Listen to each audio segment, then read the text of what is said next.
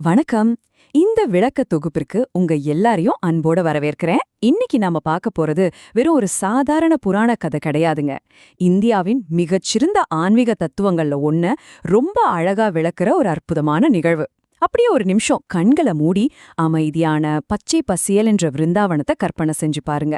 பறவைகளோட சத்தம், காலையில விழுற அந்த மென்மையான தங்க நிற சூரிய ஒளி, ஒரு இதமான ஆன்மீகச் சூழல். இந்த அழகான உலகத்துக்குள்ளதான் இப்போ நாம பயணிக்க போறோம். பகுதி 1. யமுனை கரையில் காலை பிரார்த்தனை. அந்த அமைதியான அதிகாலை பொழுத கொஞ்சம் நினைத்து பாருங்க.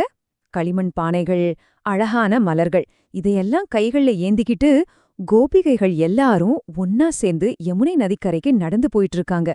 அவங்க எல்லாரும் அதிகாலையிலேயே அங்க ஏன் கூடியிருக்காங்கன்னு யோசிக்கிறீங்களா? அங்கதான் விஷயமே இருக்கு.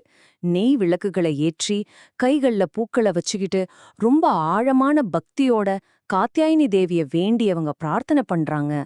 அவங்க அத்தனை பேரோட மனசுலயும் இருந்த ஒரே ஆசை கிருஷ்ணரையே தங்கள் கணவரா அடையணும் அப்படிங்கிறது தான். அதுக்காகத்தான் இந்த உன்னத விரதத்தையே அவங்க மேற்கொள்றாங்க. பகுதி 2. தெய்வீக குறும்பு ஆரம்பம். இப்போ நதிக்கரையில கோபிகைகள் நீராடிட்டு இருக்கிற இந்த அமைதியான பக்தி சூழல் கொஞ்சம் சுவாரஸ்யமா மாறப்போகுது. சரியா? அதே நேரத்துல அங்க யார் வராங்கன்னு பாருங்க.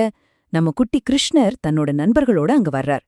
தலையில ஒளிரும் மயிலிறகு, கையில புல்லாங்குழல், மென்மையாக பிரகாசிக்கிற நீல நிற மேனியோட மரங்களுக்கு பின்னாடி ஒளிஞ்சு நின்னு கோபிகைகளை ரகசியமா பாக்குறார். அவர் முகத்துல அப்படி ஒரு குறும்புச் சிரிப்பு. தன் மேல இவ்வளவு ஆழமான பக்தி வச்சிருக்க இந்த கோபிகைகளுக்கு ஒரு பெரிய பாடத்தை கற்பிக்கணும்னு அவர் முடிவு பண்றார். அவர் என்ன பண்றார் தெரியுமா? ரொம்ப சத்தமே இல்லாம அமைதியா நடந்து போய் நதிக்கரையில அவங்க வச்சிருந்த துணிகளை எல்லாம் எடுத்துக்கிறார். எடுத்துக்கிட்டு அங்க இருந்த ஒரு பெரிய கடம்ப மரத்து மேல ஏறி வசதியா உட்காந்துக்கிறார். காத்துல ஆடுற அந்த மரக்கிளைகளுக்கு நடுவுல தான் புல்லாங்குழலோட அடுத்து என்ன நடக்கப் போகுதுன்னு ஒரு குறும்புச் சிரிப்போட காத்துட்டு இருக்கார். குளிச்சு முடிச்சுட்டு வெளிய வந்த கோபிகைகளுக்கு ஒரு மிகப்பெரிய அதிர்ச்சி. துணிகளை வச்ச இடத்துல ஒண்ணுமே இல்ல. ஐயோ, நம்ம துணிகளெல்லாம் எங்க போச்சு அப்படின்னு பதறி போய் தேட ஆரம்பிக்கிறாங்க. அதுவரைக்கும் அமைதியா இருந்த அந்த சூழல் திடீர்னு பயமும் குழப்பமுமா மாறிடுச்சு.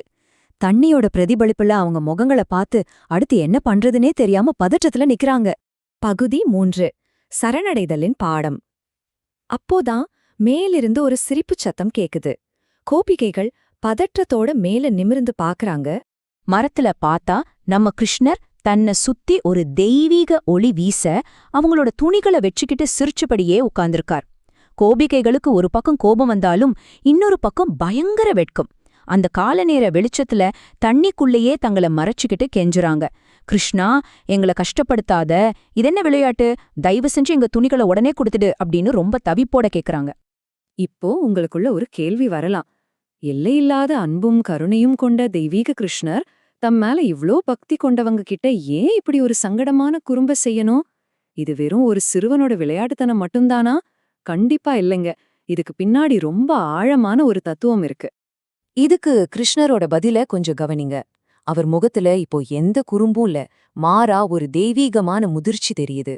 நீங்க செஞ்ச விரதத்துல ஒரு சின்ன தவறு இருக்கு.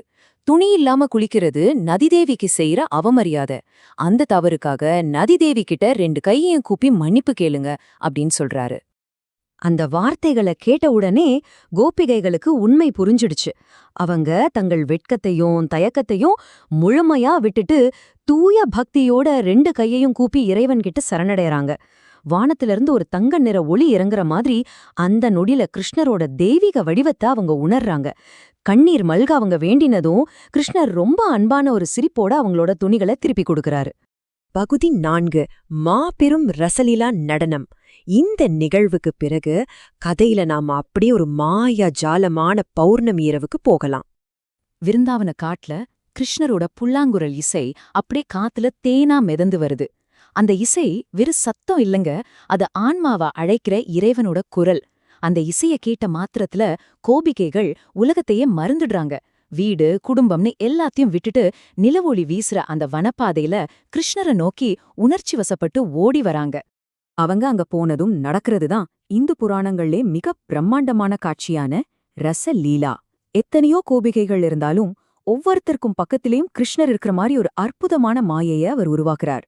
மிதக்கும் மாய ஒளிகளுக்கும் நிலவொளிக்கும் நடுவே அவங்க இறைவனோட இரண்டர கலந்து உலகத்தையே மறந்து ஒரு பேரின்ப நிலையில திளைக்கிறாங்க. பகுதி 5 ஆன்மீக அர்த்தத்தை வெளிப்படுத்துதல்.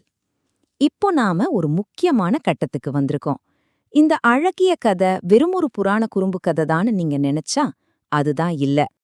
வெளிப்படையா தெரியற கதைய தாண்டி இது மனித மனத்தோட மிக உயர்ந்த தத்துவத்தை பேசுது. இதோட உண்மையான அர்த்தத்தை புரிஞ்சுக்க அகங்காரம் அப்படின்னா என்னன்னு நம்ம தெரிஞ்சுக்கணும். நான், எனது அப்படிங்கிற ஈகோ, போலி கௌரவம், உலக ஆசைகள், இதுதான் அகங்காரம். இறைவனை அடைவதற்கும் நமக்கும் நடுவுல மிகப்பெரிய சுவரா நிக்கிறது இந்த அகங்காரம் மட்டும்தான்.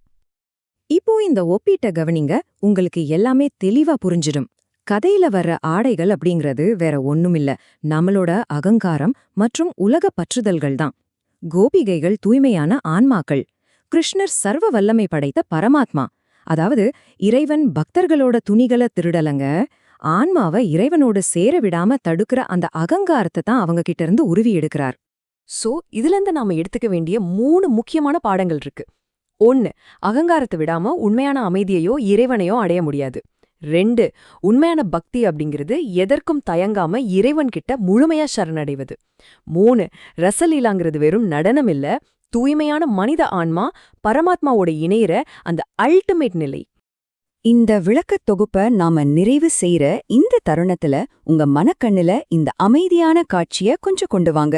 யமுனை நதிக்கரையில நிலவொளி நீர்ல பிரதிபலிக்க கிருஷ்ணர் ரொம்ப அமைதியான புன்னகையோட உட்கார்ந்து புல்லாங்குழல் வாசிச்சிட்டு இருக்கார். அந்த இசை விருந்தாவனம் முழுக்க ஒரு தெய்வீக அதிர்வை ஏற்படுத்திட்டு இருக்கு. இடதியா உங்களை யோசிக்க வைக்கிற ஒரு கேள்வியோட நான் விடைபெறேன்.